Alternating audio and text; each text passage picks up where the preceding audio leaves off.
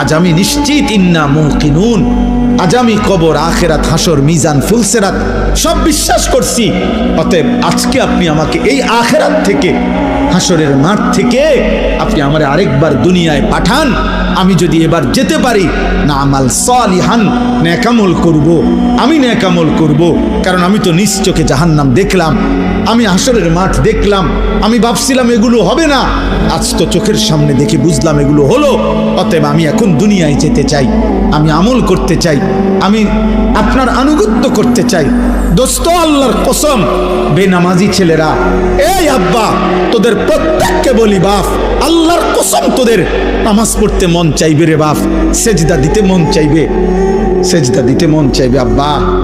হাসরের ময়দানে হলেও সেদিন মন চাইবে খুব, আল্লাহ আপনি একটু সুযোগ দেন না রে মাওলা, একটা সেজদা দেই আপনারে, একটা রুকু করি মাওলা, আমার সিরিয়াল আইতে তো হয়তো দেরি আছে মাওলা, আমারে তো বিচারের জন্য হয়তো সিরিয়ালে আরো পরে ডাকবে, এই ফাঁকে আমি আপনারে একটা সেজদা দেই।